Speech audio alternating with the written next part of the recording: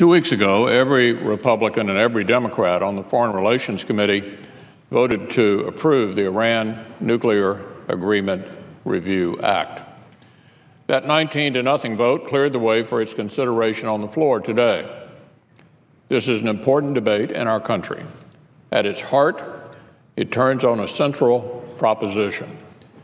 Do the American people, through the members of Congress they elect, deserve a say in one of the most important issues of our time? For a long time, the answer from the White House seemed to be no. We've since seen a softening of that hard line. But that doesn't mean the fight for this bipartisan legislation has been won. I still expect to see a vigorous debate this week.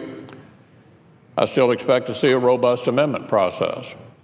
And then at the end of the day, the American people are right to expect their senators, regardless of party, to stand up for them by supporting a bill that's as sensible as it is bipartisan. Preventing the world's leading state sponsor of terrorism from gaining access to nuclear weapons should be the goal of all senators, no matter what party they belong to. The price of a bad agreement with Iran could be catastrophic. Iran's nuclear program is only one aspect of its efforts to confront the West across the full spectrum of warfare. Through public diplomacy, through its support for terrorism and proxies, through its missile capabilities, and through a modernization of its conventional forces. Iran is on the move in all of those areas. Any sanctions relief from a nuclear agreement would give Iran actually more funds to conduct these and other activities, so Congress needs to have a say.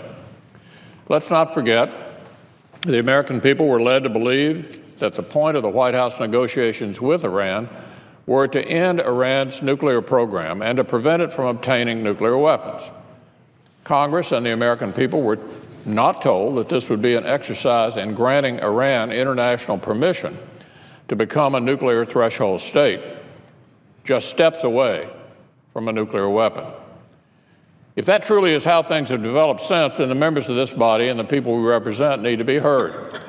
The American people, through the representatives they elect, have a right to review, to analyze, and pass their judgment on any agreement reached, to ensure Americans are getting the kind of agreement they actually deserve.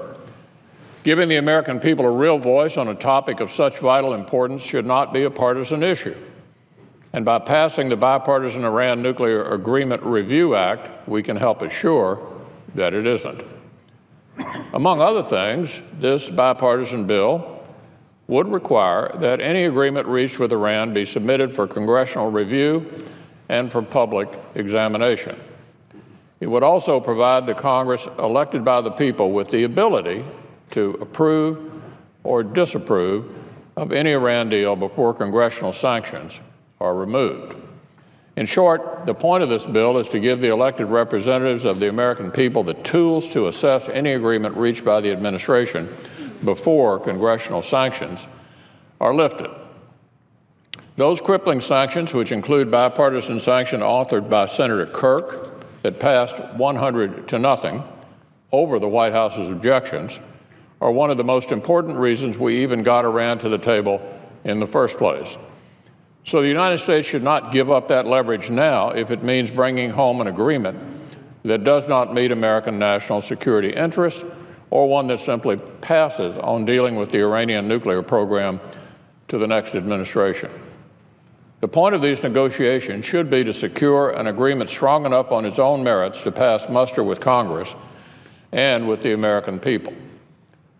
Congress had the correct judgment to impose bipartisan sanctions over White House objections a few years back.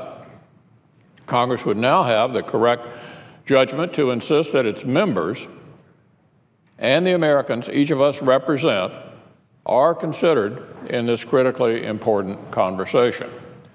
Passing the Bipartisan Iran Nuclear Agreement Review Act is key to ensuring that that happens. And in the process of doing so, will ensure the voices of all Americans are heard with the kind of robust amendment process I mentioned on the floor last week. In that vein, we appreciate the Democratic leader's comments about an open amendment process where no matter how a person feels about this bill, they'll have an opportunity to offer amendments. I appreciate his supported comments, and we encourage senators to come to the floor today and to offer their amendments.